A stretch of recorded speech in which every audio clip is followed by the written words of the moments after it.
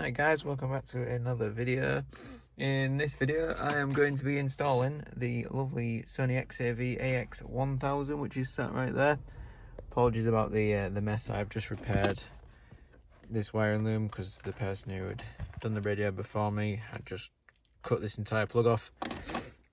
And the good thing about this radio does come with a straight adapter which plugs into the back of the radio. The only thing you will have to swap, as you can see, yellow to red, red to yellow.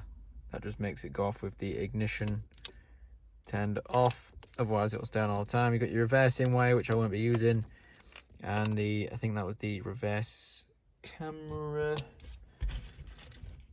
That's the parking brake wire. If you want to watch movies on the go, you have to attach it to your handbrake. So I just cut that off because that's pointless. So there's your standard ones. That is the mic that comes with it. I've just routed it through here, taken these trims off, pulled this single cover off, pushed it up, and then just sat it nice in there, because then you can't see it when you're driving. And I've checked and it does sound more or less the same. I was going to route it all the way up there, but yeah, no. So that's already routed, and these are for parcel shelf speakers. That's the aerial.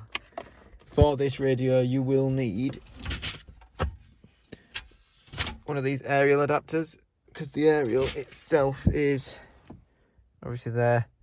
The standard Skoda one is designed to go into a male, and this is obviously a female. So you just put this adapter in like that, and then that turns it into the male. Back of the unit, you've got all your hookups, self-explanatory. They're all labelled. That's where your mic goes, and that's obviously the plug. I'll stick that over there for now. So obviously, as I said, when I route your mic cable first, it's just easier. Then yeah. Right, so your radio does come with this bracket. It does just push in if you give it a wiggle. On the Skodas, it's very solid. It does come with these screws, but you won't need them.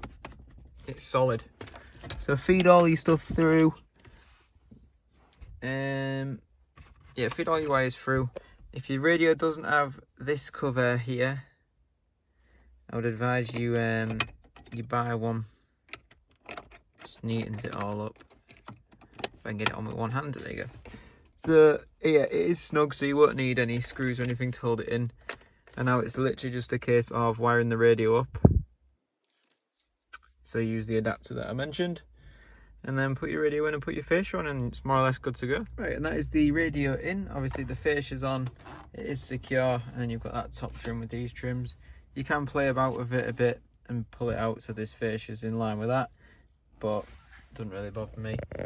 Good test first of all to see if it's all working. Obviously ignition is off right now. Flick it on. Obviously you can see that light's lit up. And you've got to do your little setup, which I'll just skip. And then if you flick the ignition off and then pull the key out, it goes off, which is exactly what you want.